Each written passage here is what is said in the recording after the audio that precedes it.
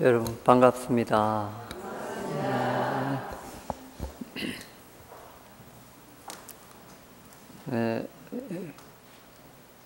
한 2달 정도 여러분을 못 뵈서 좀 오래된 것 같습니다.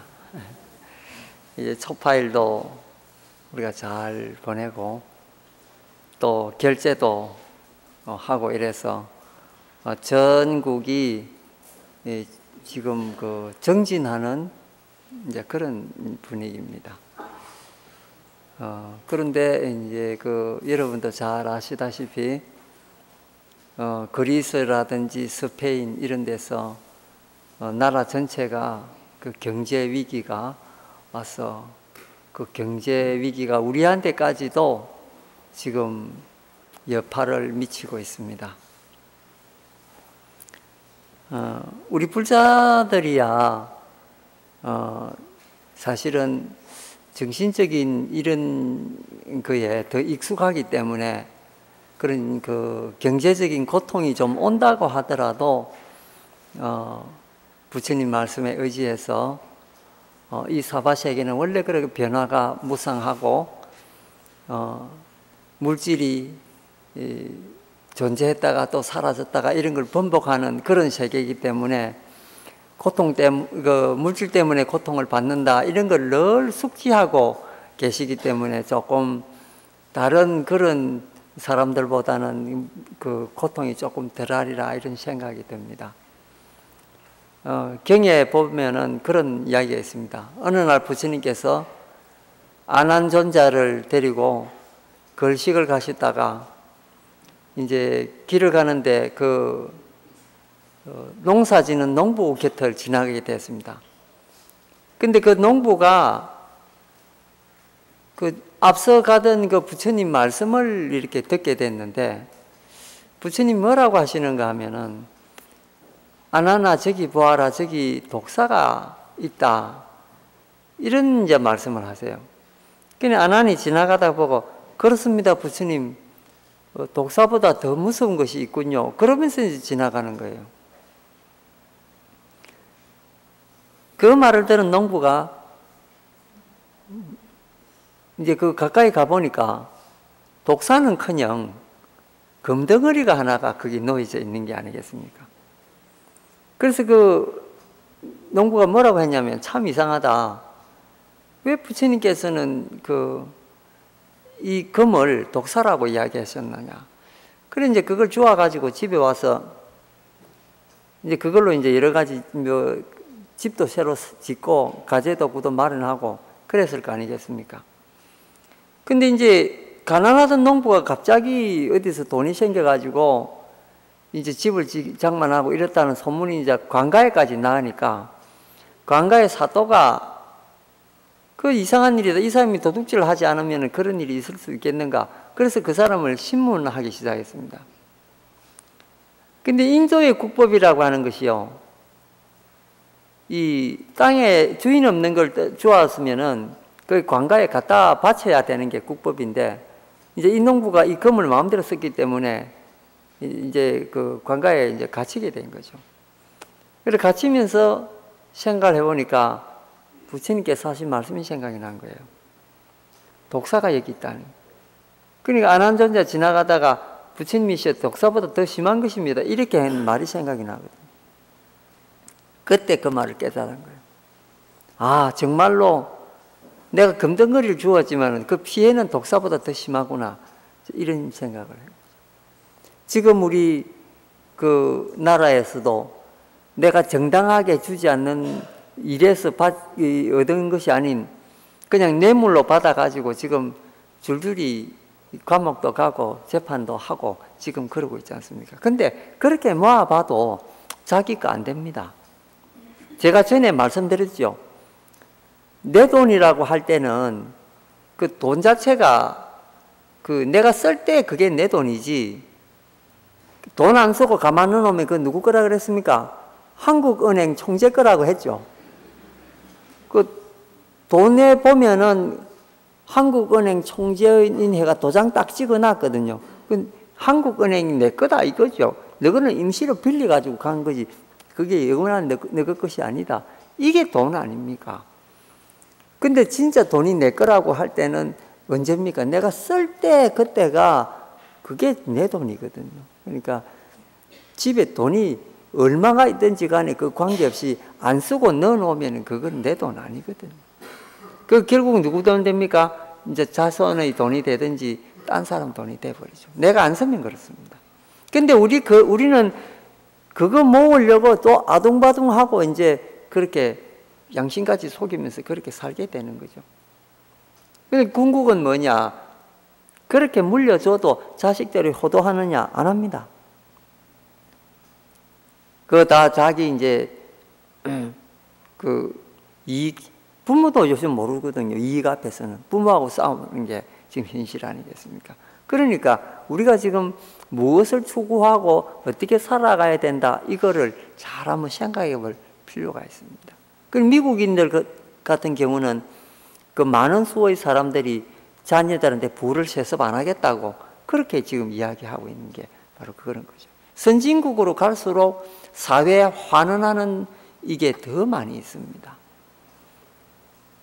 그러니까 그러면 이제 우리나라 같이 이 물질 문명을 이렇게 많이 추구하는 나라는 그러면은 물질이 그만큼 있다고 해서 행복하냐? 그렇지도 않습니다. 지금 세계 조사를 한 거 보면은 가난한 나라, 즉 방글라데시라든지 이런 가난한 나라에서 행복 지수가 한국보다 훨씬 높거든요. 그러면 그게 물질만 가지고 행복하냐라는 물음에 대답이 될 수가 있습니다. 사람은 결코 물질만 가지고 행복할 수가 없다라는 게 거기서 증명이 됐죠. 사실 우리나라 대한민국 국민 중에 내 행복하다라고 여기는 사람이 몇 프로가 되겠습니까? 근데 방글라데시 같이 못 먹고 헐벗고 이런 나라에서 오히려 행복하다라고 이야기하는 것은 그건 뭔가 우리하고 다른 무엇에서 행복을 얻는다는 그런 뜻이거든요. 그게 뭐냐면 바로 정신적인 행복이다. 여러분, 우리보다 더 못 사는 그런 그 베트남이라든지 이런 데 가면 아이들 웃음소리가 훨씬 우리보다 해맑습니다. 우리 애들은 학교에 그 부모님 그 과시욕 이런 것 때문에 찌들려 가지고 제대로 웃고 지내는 어린이들이 없습니다. 그렇다고 해서 세계적으로 두각을 나타내 가지고 엄청난 일을 하느냐, 그렇게 교육을 받아가 그러지도 않습니다. 한국에 일본은 노벨상 받은 사람이 지금 9명이나 되는데 우리는 김대중 한 사람밖에 없거든요. 그렇게 교육시켰는데도 왜 노벨상 받는 사람이 없느냐는 거죠. 정치해가지고 받은 거는 또 다른 거잖아요. 근데 진정한 우리가 그 노벨상이라고 하면은 예를 들면 노벨 의학상이라든지 문학상이라든지 이렇게 노력해가지고 받은 그런 게 진짜 그 노벨상으로 가치가 있는 거거든요. 아니면은 달라이 라마 스님처럼 자유를 위해서 투쟁을 열심히 전 세계적으로 해가 받는 그런 평화상, 이런 거는 또 가치가 또 다르죠.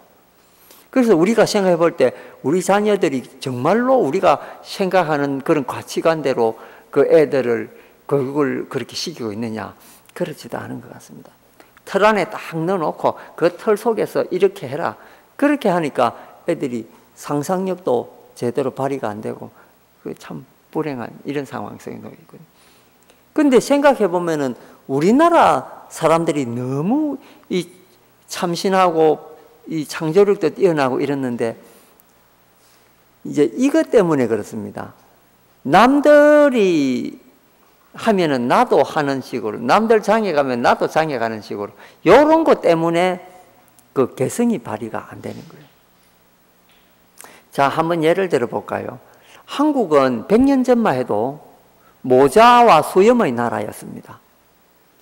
남자가 수염이 없으면은 그 당시는 수치로 여겼습니다. 그래서 나이 많거나 젊거나 관계없이 다 수염을 이제 길렀죠. 수염은 남자의 상징이니까요. 그 다음에 남자치고 가단 쓴 사람 있었습니까? 그 마당쇠도 다 그 조그만 갓 같은 거 하나 쓰고 다녔거든요. 페랭이 같은 갓 같은 거. 그만큼 우리나라는 이 갓을 숭상하고 수염을 숭상하는 나라였습니다. 근데 100년이 지난 지금 여러분 길거리에서 남자들 예를 들면 겨울이나 가을에 중절모 모자 하나 쓰고 있는 사람 여러분 봤습니까? 모자 쓴 사람 거의 없습니다.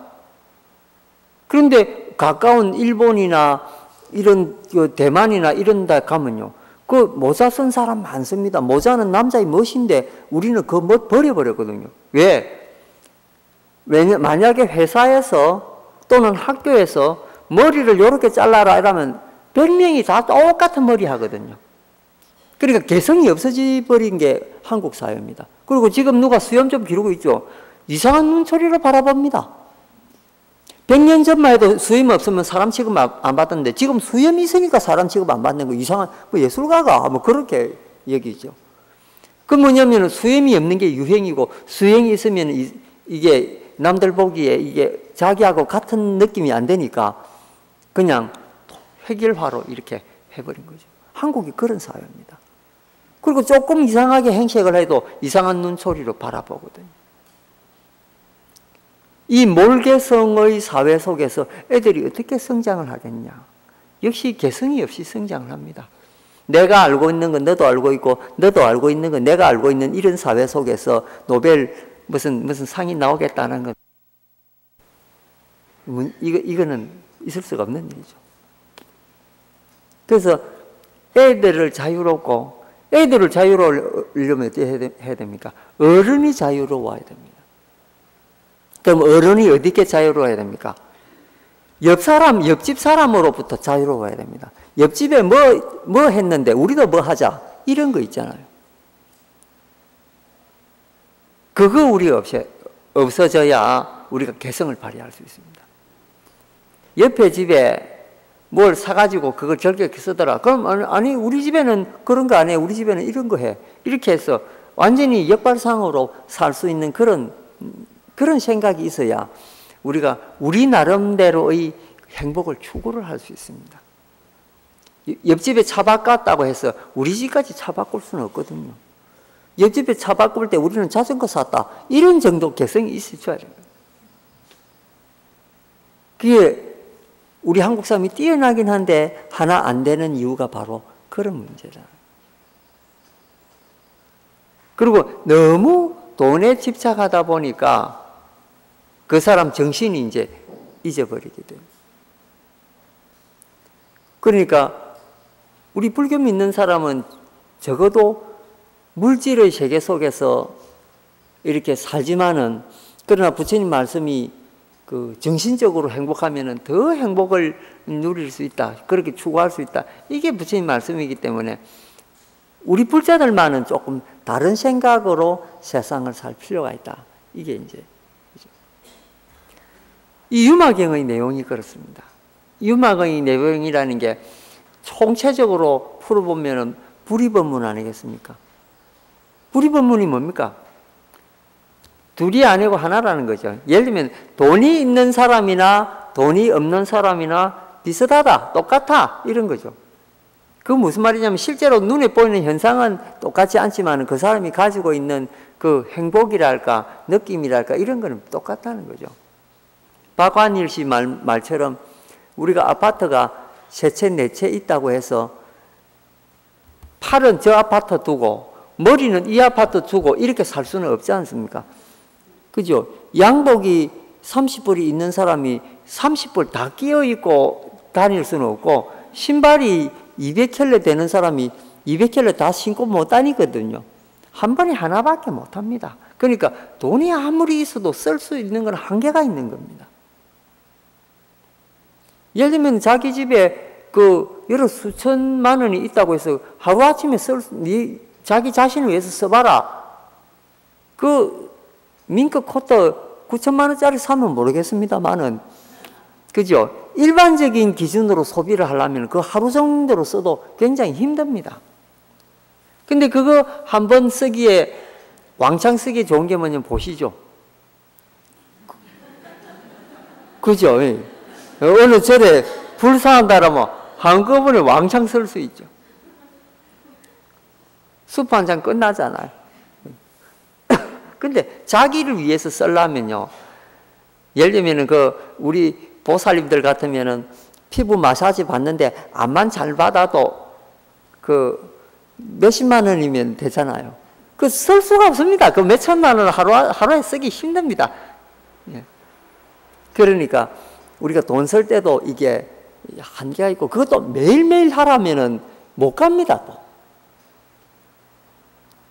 그 텔레비전에 나온 배우나 가수나 이런 사람들은 그거 위해서 매일 갈 수도 있지만은, 여러분 일반적인 주부나 이런 분들이 매일 가가지고 두세너 시간씩 거기 꼼짝 못하게 엎드려 가지고 그거 마사지 받을 수 있습니까? 못 받습니다.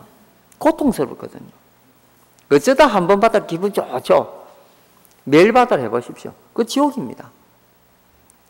그러니까 음식이라든지 뭐도 내가 즐거워서 먹는 거는 그건 좋은데, 약으로 먹어라 이러면요, 그거 안 먹힙니다. 제가 예전에 포도즙을 좋아해가지고, 포도즙을 이제 이게 팩으로 짜와가지고 이제 먹었는데, 그걸 맛으로 먹기 시작하니까 아주 뭐 한 번도 안 걸르고 아침, 점심, 저녁으로 먹었습니다. 근데 나중에 의사가 무슨 일로 있어가 그걸 약으로 먹으라 했는데 한 봉지 먹기가 힘들더라고요. 그러니까 약이라는 말하고 내가 좋아하는 거하고 그 정도 차이가 납니다. 물건은 똑같은데 돈도 그렇습니다. 그러니까 조금 경제가 어렵고 사회가 좀 어렵다 하더라도 불자님들은 마음속으로 이 사바세계의 일이라는 게 원래 이런 거다. 우리는 부처님 법에 의해서 그 법렬이라는 게 있죠. 법의 기쁨으로 살아가야 되겠다. 이렇게 생각하시면서 이제 공부하시고 절에 나와서 기도하는 동안은 그 기도의 힘이 또 그게 또 밥이거든요. 우리 이 범부중생한테는 먹는 밥만 밥이 아니고 이 법의 내용도 이게 밥입니다. 그래서 절에 와서는 그 법의 밥의 힘으로 살고 집에 가서는 이제 먹는 밥으로 이제 사는 거, 힘을 사는 거죠. 자, 여기 37페이지 이제 오늘 우리가 공부를 하는데, 여기 보면은 유마가사가 뭐라고 이제 이 내용이 나와 있냐면은, 도박이나 주사위 노름을 하는 곳에도 모습을 드러냈지만 오로지 노름에 빠진 이들을 효과적으로 제도하기 위해서다 이랬는데, 요 대목 보니까 조금 우리가 한 달 전에 일이 생각이 나죠. 예. 이제 이 일이 있고 난 뒤에 우리 이제 신문에도 났는데 우리 불자님들이 각성을 하자. 스님들보다는 우리가 스님들을 잘못 만들었다. 이런 이제 내용이 있었습니다. 조계사 앞에서 그런 것도 하고 있는데. 그러면서 이제 어떤 스님이 뭐라고 이야기했냐면요. 우리가 시주를 절에 많이 하니까 이 이제 시주돈이 두둑히 늘어나니까 스님들이 쓸 데가 없어가지고 이제 이거 이제 좀 이제 놀았다.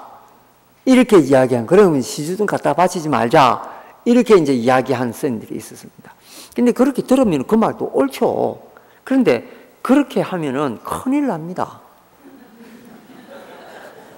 왜 그런가 제가 잘 설명할 테니까 들어보십시오. 그 스님 말이 맞는가 아니면 제 말이 맞는가. 우리가 지금 사바세계에서 허덕이고 또 가난해서 고통도 받고 또 내 일이 잘 안 풀리기도 하고 여러 가지 이 많은 일들이 우리가 사바세계 살면서 일어나고 있죠.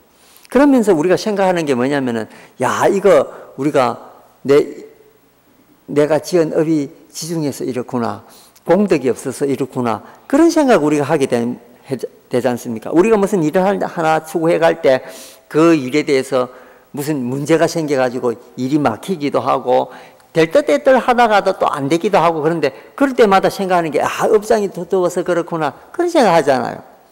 근데 어떤 사람 보면은 별 힘도 안 들이고 술술 일이 풀리는데, 저 사람은 전생에 무슨 공덕을 저렇게 지었길래 저렇게 술술 일이 잘 풀리나, 이런 부러워하기도 하고 그렇죠. 그럼 생각해 보십시오. 그게 무슨 힘이겠는가? 공덕의 힘이거든요.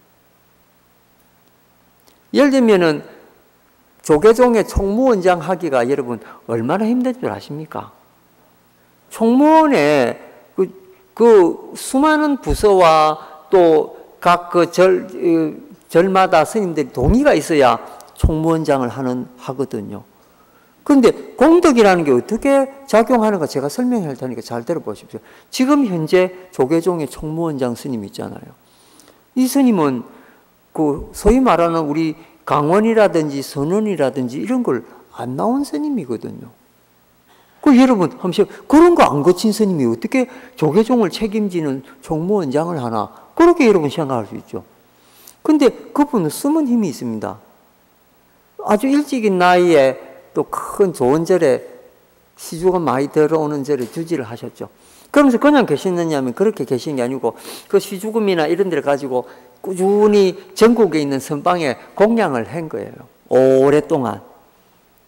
그럴 때 이제 그래가 세월이 지나서 당신이 총무원장 출마를 딱 할 때 제일 힘이 우리나라에서 제일 막강한 힘이 있는 데가 어딥니까? 선원 아닙니까? 그 선원의 스님들이 오랫동안 먹은 게 있어 놓으니까 반대 못 하잖아요. 누가 반대합니까? 누가 자격 시비를 할 수 있습니까? 그러니까 먹은 사람들은 말을 못 하는 게 이게 진리입니다. 그러니까 그냥 그런 거 저런 거 없이 그냥 총무원장 됐죠. 이 공덕의 힘이거든요. 그 스님 나름대로는 엄청난, 그렇게 하기가 쉽지 않습니다. 엄청나게 매해 안 빠지고 그렇게 각 전국의 선언에 공양한다는 것이 대단한 원력이거든요. 그런데 그 공덕의 힘을 입어가지고 아무런 저항 없이 총무원장이 되셨잖아요. 공덕의 힘이 이렇습니다. 근데 어찌됐든 간에 어떤 방법으로든지 공덕을 쌓아야 되는구나, 이걸 우리가 이제 여기서 알 수가 있죠. 그러면은 절에 시주하지 마라라는 말은 무슨 말이냐면 공덕을 끊으라는 뜻이거든요. 그래서 여러분 공덕 끊으면은 스님들이야 수행하겠죠. 뭐 어떻게 뭐 땅을 파든지 탁발을 하든지 간에 하겠는데, 여러분 시주를 안 하게 되면은 여러분 공덕이 그 자리에서 끊기고 다음 세 태어나면은 어떻게 공덕 받을 길이 없다는 거죠. 그러면은 부처님께서도 시주 때문에 문제 일어났을 때 공덕 끊으라는 말씀을 안 하셨거든요. 그러면 부처님이 뭘 하셨느냐? 우리가 이거에 주안점을 둬봐야 됩니다. 부처님께서는 스님들 교육을 더 시키는데 주안점을 줬죠. 이번에 이 사건 났을 때도 그 스님들이 치매 예방으로도 좋고 뭐 이런 말씀을 하셔가지고 그걸 했다는데, 치매 예방할 때 더 좋은 게 뭔 줄 아십니까? 화또 치는 게 아니고 외국어 배우는 것이 제일 치매 예방에 좋습니다. 그거 외국에서 이미 밝혀진 거거든요. 그러니까 이거를 교육해 줄 사람이 없었던 거예요. 우리 절집에도 지금요, 그 교육을 제대로 시킬 만한 이런 인재 양성을 그동안 안 했던 거예요. 그러니까 스님들이 마음은 순수하지만은 어떻게 그 자기 공부를 이끌어 나가며 어떻게 이 중생들한테 내 공부한 거 해양할 것인가, 이거에 대해서 지금 제대로 가르쳐 주는 기관이 없습니다. 강원 4년 나오고요. 그 다음에 유론이나 학림이나 이게 2년이거든요. 그 6년 하고 나면 끝입니다. 더 이상 자기가 어디서 공부할 데가 없습니다. 어디 가서 공부합니까? 선방을 가는데 선방에는 그런 거 가르쳐 주는 데가 아니거든요. 그러니까 사람의 행위를 가르쳐 주는 데가 결국 어디냐면 강원이나 유런인데 이게 6년밖에 안 돼요. 교육기관이. 거기서 예를 들면 요즘 출가자들이 어린 나이에 출가하는 것도 아니고 다 30대, 40대 출가하는데, 이런 사람 6년 공부시키 가지고 무슨 그 열매를 맺을 수 있겠느냐? 그 어렵다는 거죠. 조기 출가한 선인들조차도 지금 그렇는데, 지금 출가하는 사람들은 더 나이가 많아서 교육이 더 힘들죠.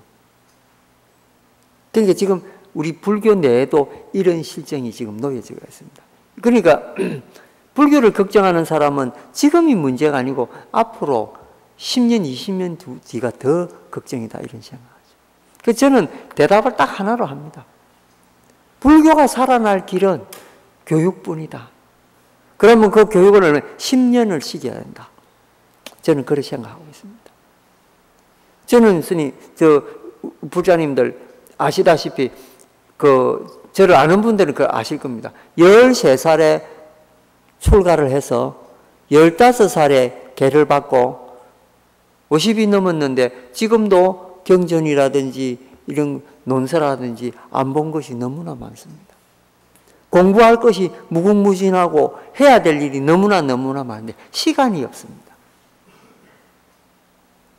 그러니까 쉽게 이야기해서 놀 시간이 없습니다. 공부할 시간도 모자란데 놀 시간이 어디 있겠습니까? 그런데 이제 지금 출가하는 사람이 6년도 많다 이렇게 이야기하는 거 보면은 야 이거 큰일 났구나 하는 그런 생각이 저절로 들어요. 부처님께서도 인멸하실 때까지 정진하셨거든요. 부처님께서 도를 이루시고 도 이루시고 끝난 것 같죠? 안 그렇습니다. 구시나가라 거기 상림 아래에서 열반하실 때까지 부처님 끊임없이 정진하셨거든요. 하루에 2시간씩밖에 안 주무셨습니다. 그런 부처님을 우리가 뵙고 그런 부처님을 닮아가야 되는 게 우리 불자들 아니겠습니까? 그런데 시간 심심해서 놀 수가 없죠. 그리고 불교 이거 경전 공부하다 보면은 치매 예방이 저절로 되는데 그 딴 걸로 그림책으로 그걸 할 수가 없는 거죠. 그러니까 유마거사도 여기 보면은 그 이런 도박판이나 주사위 노름하는데도 갔다고 되어 있습니다. 근데 이거 간 이유가 뭡니까? 이 사람들을 다 제도하기 위해서 갔다고 이래 나와 있습니다. 자기가 즐기려고 간 게 아니다. 이렇게 나와 있죠. 그러니까 밖에서나 안에서나 이 교육이 정말 중요한 거다 이 생각이 들죠. 이제 우리 종단에서도 교육 불사를 하는데 종단에 이 처음에 조계종이 출범을 하고 3대 과제가 있었습니다. 첫째가 뭐냐면은 역경이거든요. 역경이라고 하는 것은 딴 나라 말에서 우리나라 말로 번역하는데 그건 정말로 위대한 일이고 중요한 일이고 문화적으로도 굉장히 이렇게 가치가 있는 일입니다. 그리고 인도 말에서 중국말로 처음 번역돼 가지고 그렇기 때문에 중국 전역에 불교가 번진 거 아니겠습니까? 그리고 중국말에서 한국말로 이 경전 번역한다는 것은요, 우리 캄캄한 맹인이 횃불을 얻는 거하고 똑같습니다. 그 정도로 중요한 거죠. 그런데 여러분, 그 역경 사업을 주도한 데가 동국대학교 역경원인데, 이 중에서 동국대학교 역경원에서 나온 경전을 읽어본 분이 있으면 손들어 보십시오. 거의 없습니다. 왜? 말투도 어렵고, 요즘 말로 이 책을 디자인할 때 이 디자인이 좋아야 이 책을 갖다 보게 되는데요. 책 두껍고 하면 안 보거든요, 요즘 사람들. 근데 그 활자 크기라든지 공간 배열이라든지 이런 거 잘해가지고 하면 손에 덥석 지거든. 무조건 번역한다고 되는 일이 아닙니다. 그런데 지금 스님들조차도 동국 그 역경원에서 나온 책 안 봅니다. 그건 무슨 말입니까? 역경에 지금 실패했다는 뜻이죠. 돈을 엄청나게 들여가 번역한 건데도 실패했어요. 감각이 떨어진 거예요. 요즘 이제 그거에 성공한 사례가 하나 있습니다. 여러분, 불광이라고 하는 잡지 알죠? 불광 잡지가 완전히 변신을 했습니다. 그 잡지를 보면요, 그 전에 나온 잡지책하고 지금 잡지책하고 이게 수준 차이가 너무너무 납니다. 지금 잡지를 보면요, 불광 잡지를 보면은 사진이라든지 공간 배열이라든지 책을 지면 정말로 놓지 않을 정도로 너무나 좋습니다. 이게 책의 그 디자인 효과거든요. 이게 이제 불교에 도입이 된 거예요, 최초로. 그럼 그 뒷바탕이 뭡니까? 돈의 힘이거든. 이런 데 돈을 써야 되는 거예요.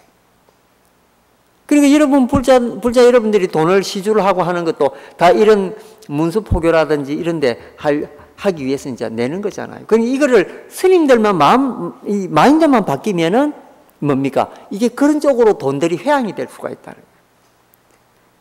그 대만 같은 데는 어떻게 하느냐 하면요, 부스 같은 데 가면은 불경들이 이렇게 쌓여져 있습니다. 그리고 이 절 앞에 들어올 때도 그 책장 같은 게 있어가 그게 책들이 무수하게 꼽혀가 있습니다. 근데 그 책들이 뭐냐면 다 공짜입니다. 그러면 그 공짜 책을 어떤 사람이 그 책을 읽고 감동을 받지 않습니까? 그러면은 그 책 찍은 데 전화를 합니다.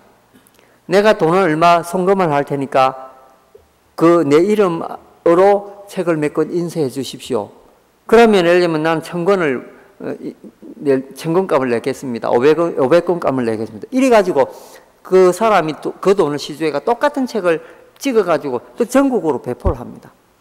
그러면은 전국에 있는 사찰이라든지 조금은 예를 들면 우리 지하철 그 쉬는 데라든지 이런 데 가면은 그런 책들이 쫙 쌓여 있는 거죠. 그러면 그 사람들이 심심해다가 문자가 앉아서 심심해가지고 읽다가 보는 거 너무 좋은 내용이니까 집에 가서 읽게 되는 거예요. 그러면은 그걸 읽고 감동받아가 불자가 아니라 하더라도 또 시주를 하게 되는 거예요. 이래가지고 큰 책, 작은 책 할 거 없이 중국에는 그런 식으로 해서 문서가 포교가 되고 사람들이 그렇게 해서 읽게 되고 읽으니까 감동받아가지고 행동도 하게 되고 이게 이렇게 이 사람들이 변하게 되는 거예요. 그런데 우리는 어떻습니까? 그런 생각 안 하거든요. 그러니까 내 돈이 나가가지고 이 돈이 시주물로 어떻게 쓰일 것인가라는 것을 이게 여러분 시주하지 말자가 중요한 것이 아니고 어떻게 이거를 사용할 것인가가 더 중요하다. 이걸 우리가 알아야 됩니다. 그러니까 시주하는 것을 하지 말자라고 이야기해 주는 것은 이거는 이 공덕을 끊는 거고 그 대신 뭘 해야 되냐. 스님들 생각을 바꿔가지고 보다 크고 포괄적으로 이렇게 회양할 수 있는 그 공부를 시켜야 된다. 저는 그런 생각을 하죠. 맞는 말이죠.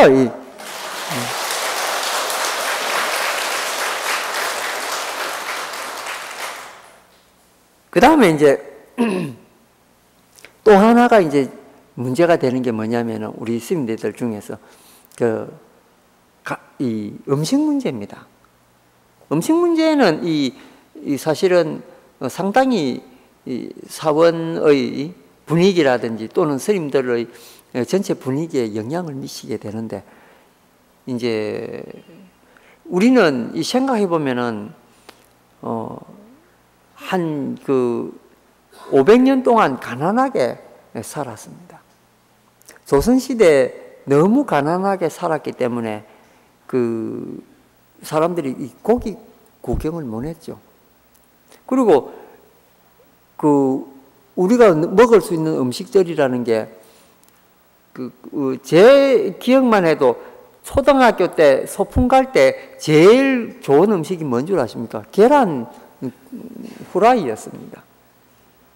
계란 후라이를 도시락 위에 딱 얹으면 그게 최상의 그 음식이었거든요. 저는 가난하게 살아서 그게 최상의 음식인데 그보다 더 잘 살은 분도 있기는 있을 겁니다. 근데 6.25 개치고 어려운 시대 거친 우리 불자님들은 아마 그런 심정 이해하죠. 그런데 지금 어떻습니까? 지금은요. 그거 뭐 남아돕니다. 모든 음식들이 남아돌잖아요. 근데 여러분 자라면서 쇠고기국 마음대로 먹은 분 있습니까? 정말로 그 쇠고기 제대로 먹기 힘들었습니다. 그리고 소 한 마리 잡으려면 하면은 대단히 어려웠습니다. 소는 식구거든요. 이 식구라는 게 뭐냐면 내하고 같이 밥을 같이 먹는 입이라는 그런 뜻 아닙니까? 요새는 다량으로 소를 죽이기 때문에 식구라는 느낌이 안 들지만 내 식구를 내 손으로 잡는다. 그건 말도 안 되는 소리가 어려웠거든요. 그런 시절을 우리는 보내왔습니다. 그러니까 어떻게 그런 음식들을 풍족하게 먹을 수 있었겠느냐. 그 다음에 우리는 요즘 흔하디 흔한 그 우유 있잖아요. 그 우유를 구경이나 했습니까? 옛날에 조선시대 문헌을 보면은 그 우유를 먹을 수 있었던 분은 임금님밖에 없습니다. 지금은 누구나 다 먹지만 조선시대는 임금님밖에 못 먹었는데 임금님을 뭡니까? 그 우유를 이렇게 올려드리는 관원이 있었는데 그 간원이 우유를 훔쳐다가 자기 집안 식구를 먹였어요. 그게 나중에 발각돼 가지고 종로에서 그 목친 일이 있습니다. 그만큼 옛날에 우리 조선시대 잘 살아간 것 같지만 그 가난한 게 짝이 없습니다. 그러니까 중국이나 일본보다도 못 살았던 게 한국이거든요. 그런데 이제 좀 잘 살게 되고 먹는 게 풍족해지니까 어떻게 됐습니까? 이 좀 여유 있지 못하고 지금까지도 그 한이 피 속에 남아가지고 뭐 좀 잔치집에 가면 고기 안 나오면 제대로 안 먹은 거예요. 그게 이제 한국 사람이죠. 근데 밥은 또 꼭 챙겨 먹어야 돼요. 예를 들면 여러분 고깃집에 고기 한 그릇 다 먹고 난 뒤에 뒤에 뭐 나옵니까? 식사 나오잖아요. 그러니까 고기는 음식이 아닌 거예요. 식사가 안 돼요, 그거는. 왜? 우리 가난하게 살았기 때문에 우리 배를 채울 수 있는 것은 밥이라는 생각이 이런 좋은 풍족한 세상에도 남아있는 거죠. 그런 속에서 살아온 사람들이 스님네들이에요. 여러분, 그런 집안에서 태어나가지고 성장해가 출가를 했는데 그 스님들 머릿속에 그런 거 없겠습니까? 똑같습니다. 그러니까 어느 신도님이 집에 초청해가지고 스님들 대접할 때 고깃국 한 그릇 내놓고 해야 조금 대접한 것처럼 느껴지고 스님 자신도 고깃국을 좀 얻어먹어야 별식을 받았다는 느낌이 좀 들고 그렇습니다. 그 현실입니다. 왜? 우리 그렇게 가난하게 살았기 때문에 그렇게 안 하면 안 되는 걸로 생각하죠. 그 다음 이제 채식을 해도 충분하게 영양분이 있다. 근데 그거는 다른 나라 말입니다. 예를 들면 중국의 그 채식 문화는요, 정말로 다양합니다. 두부로 만들 수 있는 음식이 200종류가 넘습니다. 그런데 여러분들 하면 두부로 여러분들이 만들 수 있는 음식이 뭔가 지금 이 자리에서 한번 생각해 보십시오. 내 실력으로 두부로 무슨 요리까지 만들 수 있나? 여러분 30가지 됩니까? 안 됩니다. 근데 중국 사람은 두부 자체를 가지고 온갖 걸 다 만들어 버리니까. 예를 들면은 스테이크를 두부로 만들죠. 두부 스테이크 요즘 마트에 가면 팝니다. 근데 그것만 만듭니까? 생선회를 두부로 만들어 놨는데 이 식감 똑같습니다.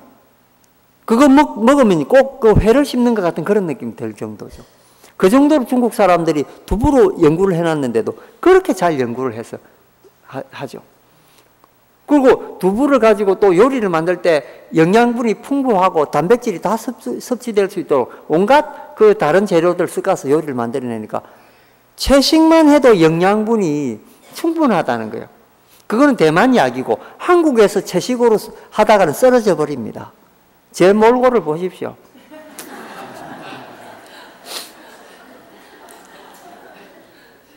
제가 병원에 가면 제일 먼저 의사가 스님 단백질 좀 섭취하십시오. 사정사정을 합니다. 근데 제가 대만에서 조금 살다가 오죠. 살이 좀 찌가옵니다. 스님 대만에서 잘 먹은 모양이네. 그럽니다. 잘 먹지도 않은 대만 음식이 채식만 해도 그렇습니다. 그 정도로 영양 상태를 그 사람들이 투자를 해서 연구를 합니다. 그럼 어디서 투자합니까? 절에서 스님네들이 투자를 하는 거예요. 근데 우리 스님네들은 채식해라 이래놓고 채식에 투자합니까? 안 합니까? 안 하거든요. 불자들 보고 그냥 연구해라. 근데 일부 비구니 스님들이 연구하는데 그거는 뭐가 있냐면요. 조금 많은 돈을 들여가지고 혼자 별식 만들어 먹을 때 그 정도 할 수 있지. 200명, 300명 오는데 그런 음식 만들어낼 수 있습니까? 못 만듭니다. 근데 대만 사람들은 어떠냐면 맛있고 보기 좋고 이러면서도 몇백 명을 동시에 먹일 수 있는 그걸 연구를 하거든요. 대중화. 근데 한국은 아주 좀 요리 좀 맛있다 이러면 고급화 해가지고 그거 한 그릇 먹으려고 하면 돈 많이 내야 됩니다. 그게 무슨 채식 대중화가 됩니까? 채식 고급화죠. 대중화하고 고급화하고 이 혼돈돼서는 안 됩니다. 그러니까 이게 돈이라는 게 그런 데 쓰여가지고, 그럼 이제 점차적으로 그런 좋은 채식 식당이 많이 생기게 되면은 스님들도 가기 좋고, 보살님들도 스님들 제접할 때, 스님 무슨 식당에 오늘 예약해니까 그걸 관광 드십시오. 그럼 흔쾌히 가가지고 그걸 맛있는 그런 채식 공양도 하게 되고, 그러면 스님도 때때도 하고 불자님 때때도 하고, 그럼 이제 그렇게 되면은 그런 게 건강에도 미쳐가지고, 우리가 지금 말하는 그 여러 가지 불포화 지방이라든지 이런 거 또 문제 안 생기죠. 고지혈증이라든지 이런 거 점점점 사라지게 되고, 국민 자체가 건강하게 된다는 거죠. 이게 또 불교의 힘이 되기도 하고요. 근데 그런 좋은 생각들을 안 하게 된다. 그러니까 우리가 생각 한번 탁 바꾸면은 새로운 세계가 열립니다. 부처님이 범부중생에서 한번 생각을 뒤바꾸니까 부처가 돼가지고 온 중생을 제도할 수 있었듯이, 우리 생각 한 번만 바꾸면 무엇이 있는지 관계없습니다. 그게 교육이 됐든 조금 전에 이야기했던 그 음식이 됐든 그게 무슨 관계 있습니까? 생각만 딱 바꾸면은 또 다른 세계가 열려가지고 얼마든지 우리 불자가 즐겁게 지낼 수 있다는 거죠. 그러니까 그게 이제 방법에서 그런 차이가 있다. 그죠? 생각해보니까 진짜 그런 것 같지 않습니까? 그러니까 우리는 너무나 그동안에 그런 그 매너리즘에 빠져가지고, 이거 아니면 안 된다. 이렇게 그것만 붙잡고 있었죠.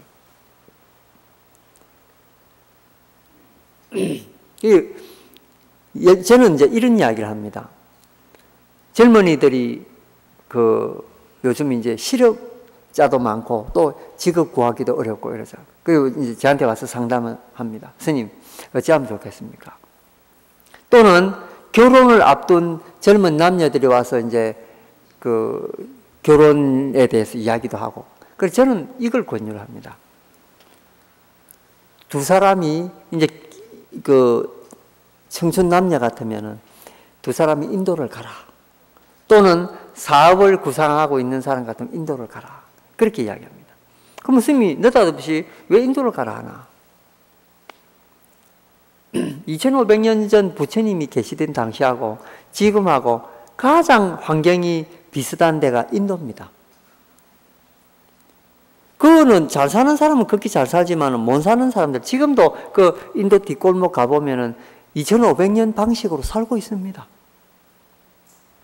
그러니까 패키지 투어 하지 말고, 그 패키지 투어가 뭡니까? 여러 사람 뭉쳐서 가는 거, 그거 하지 말고 단독으로 가라 하거든요. 그렇지만 가기 전에 부모님한테 죽어도 좋다는 유언장 하나 써놓고 가라. 위험하거든요. 실제 우리나라 여학생 하나가 가가지고 어느 마을에 머물렀는데, 한 15일 머물렀는데, 그 근처에 이제 인도 고대 유적이 있어가지고 잘 아는 젊은 청년한테 안내를 부탁했답니다. 그래 이제 안내하고 가는데 그 청년이 중간쯤 숲을 속에서 이 여학생을 돌아보면서 너 돈 얼마 있노? 이렇게 물었다요. 그래 한 500불 지금 있다 이러니까 그 자리에서 그 아가씨를 살해해버리고 그 돈을 가지고 내려왔어요. 그러니까 이 고대 유적 보러 간다고 한 아가씨가 안 나타나니까 이 여관에서 사람을 이제 경찰도 부르고 이래가지고 조사를 했는데 알고 보니까 이제 그 청년이 죽인 거예요. 이제 경찰서에 데리고 와가지고 신문을 하는데 이 사람이 뭐라고 하느냐면요. 이런 말을 하는 거예요. 조지 부시는 아프가니스탄에 수만 명을 죽였는데 내 사람 하나 죽인 거 가지고 왜 이래 샀나? 그런 거예요. 그게 뭐냐면 2500년 전에 부처님 사시던 당시에 사람들이 그런 생각을 했거든요. 사람 죽이는 거를 그냥 아무런 죄책감 없이 죽인 게 그 당시 그 모습입니다. 근데 그게 지금도 인도에 있습니다. 그러니까 인도에 이제 가면은 그 목숨 조심해야 되거든요. 예, 혼자 갔을 때나 둘이 갔을 때는 배낭여행 갔을 때죠. 그래서 이제 근데 거기 한번 갔다 오죠. 사람이 바뀌어옵니다. 왜냐하면은 만약에 청춘 남녀가 갔는데 여기서는 환경이 좋으니까 서로 즐겁죠. 근데 거기 딱 도착하는 순간 그 머리가 터질 듯한 더위와 그 다음에 그 열악한 환경, 잠자리에도 그 혼자 자는 것도 귀찮습니다. 너무 더워서. 그런 상황 속에서 물이라도 잘 먹고 병나죠? 그건 정말 지옥입니다. 내 몸도 힘들어 죽겠는데 옆에까지 그러면은 그건. 근데 청춘 남녀가 그런 상황 속에서 상대를 배려하고 이해하고 도와주고 이렇게 끝까지 한 달을 잘 버티고 오죠. 그 사람, 두 사람은요, 일정 동안 어떤 일이 있어도 안 헤어집니다. 그보다 더 지독한 일은 없거든요. 돈으로 고통받는 것도 인도 마찬가지거든요. 그리고 혼자 사업 때문에 고민하면서 그거 갔다 오면은 진짜 너긋해집니다. 인도에 평생 아무것도 안 가지고 평생을 사는 사람들이 많거든요. 그거 보면은 허덕허덕하게 이렇게 안 지내게 되죠. 여러분 자녀 가운데도 그런데 고민하는 분이 있으면은 그냥 보내십시오. 그 대신 유언장을. 그런데 그게 사람을 크게 이제 눈뜨게 하죠. 그래 놓고 인간이 좀 됐다 싶으면은 그때 어디를 보냅니까? 그때 선진국으로 보내는 거죠. 핀란드라든지 저렇게 이제 사회복지가 잘 돼 있고 인간성이 풍부한 그런 나라로 또 보내주는 거예요. 그러면 거기서 엄청나게 이 인도에서 고생한 게 있기 때문에 그런 게 토대가 돼가 우리 그냥 여행 가서 못 보는 것을 보게 되죠. 그런 데서 이제 힌트를 얻다가 또 자기 인생을 구상을 할 수가 있습니다. 이렇게 어떻게 눈을 뜨느냐는 자기 인생을 어떻게 이렇게 한번 계기로 돼서 이렇게 딱 바꾸느냐 이런 데 놓여 있죠. 유마거사가 지금 이 가르치는 방법이 이 방법 아닙니까? 어느 속에 가고 어디에 있든지 간에 그 사람들을 교화시키고 그 사람들을 변화시키고 그 사람들을 올바른 길로 인도하게 할 수 있는 방법이 뭐냐? 기존적인 생각을 버리고 새로운 생각을 얻는 것. 여기에 그렇다고 해서 옛날 것이 중요하지 않다는 건 아닙니다. 온고의 지신이라고 해서 옛날 거를 잘 간직하는 것은 더 중요합니다. 그런 속에서 또 지혜가 나오거든요. 제가 전에도 한번 말씀드렸다시피 지진 많이 나는 데가 일본인데 피해가 가장 없습니다. 그건 뭐냐면 오래된 사원이나 절이나 이런 데 가보면은 추수들 아래에 돌을 동그란 걸 놔가지고 지진이 올 때 그 동그란 돌이 이렇게 구르면서 지진을 이렇게 완충 역할을 한다는 거예요. 그러니까 그 거대한 오래된 1000년 가까이 된 건물들이 안 쓰러지고 그 지진에도 살아남아요. 그게 뭐냐면 지금 이제 새로운 그 고층 건물 세울 때 그 공법을 일본 사람들이 사용한다는 거죠. 이게 뭐냐면 온고의 지신, 옛날 방법으로서 요즘도 쓴다는 거죠. 새로운 것도 중요하지만은 옛날 것도 잘 이렇게 이 두 가지가 조화가 될 때 이게 이제 우리가 멋지게 이 사바세계를 지낼 수 있는 그런 방법이 되죠.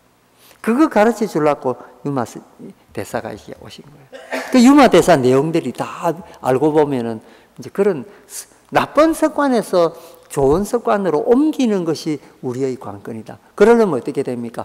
자기 가슴 속에 있는 잘못된 생각하고 상충해야 되고 충돌해야 되거든요. 우리는 이거하고 늘 싸워야 됩니다. 내 욕망하고도 싸워야 되고 또 내가 가지고 있던 관습하고도 싸워야 돼. 나는 이렇게 살아왔는데 갑자기 새로운 걸 하려니까 속에서 못 견디는 거예요. 예를 들면은 영국에서 아가씨 하나가 이제 한국을 왔는데 교환학생으로 왔어요. 그래서 송강사를 왔는데 이제 아침에 제가 강의하고 9시 반쯤 돼서 이제 차 마시러 오느라 그래서 차를 마시러 온 거예요. 그래서 절에 이제 한 5일 있었는데 절 생활이 어떻냐 이러니까 3시에 예불을 꼭 봐라고 해서 3시 예불 보러 이제 일어났는데 그때쯤 이제 스님들 종치고 북치고 근데 스님들 3시부터 일어나잖아요. 실제로는 2시 한 20분부터 일어나죠. 그런데 이제 목탁 치는 시간이 3시부터니까 진짜 예불은 4시부터 시작이 되죠. 근데 이 아가씨가 4시에 일어나가지고 예불을 보니 첫날은 죽겠더랍니다. 그런데 이틀 3일 하고 나니까 예불 하고 나니까 방에 들어오니까 밥 먹을 동안의 시간이 한 2시간 있잖아요. 6시에 공양이니까요. 그리고 이제 아침 시간을 공양하고 나니까 시간이 너무 많은 거예요.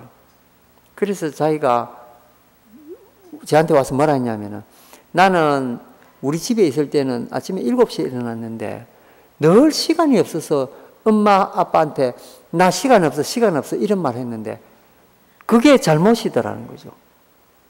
시간을 내가 한 2시간만 딱 땡겨서 일어나니까 시간이 너무 많아가 인생이 달라졌다는 거예요. 그래서 내가 조금이라도 일찍 일어나서 외국어 공부해야 되겠다, 그 생각을 했대요. 그래서 절에 있었던 그 5일이 그 사람한테는 큰 변화를 가져오는 계기가 됐던 거죠. 여러분, 그렇게 어려운 거 아닙니다. 자기 인생에서 1시간 땡기면은 자기 인생 전체가 변화가 옵니다. 왜냐하면 하루 일상이 달라지니까요. 뭐든지 할 수 있는 시간이 더 있습니다.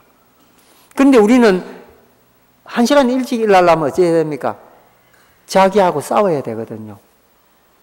난 6시에 일어났는데 내가 왜 5시에 일어나야 되냐 하고 내 자기하고 싸워야 됩니다. 그거 무슨 1시간 더 자고 싶은 욕망 때문에 그렇잖아요. 그러니까 욕심하고 싸워야 되는 거죠. 그것도 그 탐진치 삼독 가운데서 탐이잖아요. 잠을 탐하는 거. 그러니까 그거 하나 탐욕을 못 버려가지고 자기한테 저고 내 하루 허덕허덕하게 되는 거죠. 그러고 이제 나는 저녁에 2연속 공부 꼭 봐야 돼 이러면서 또 이제 아주 길게 또 늘어지가지고 또 잠을 늦게 자고 이제 이렇게.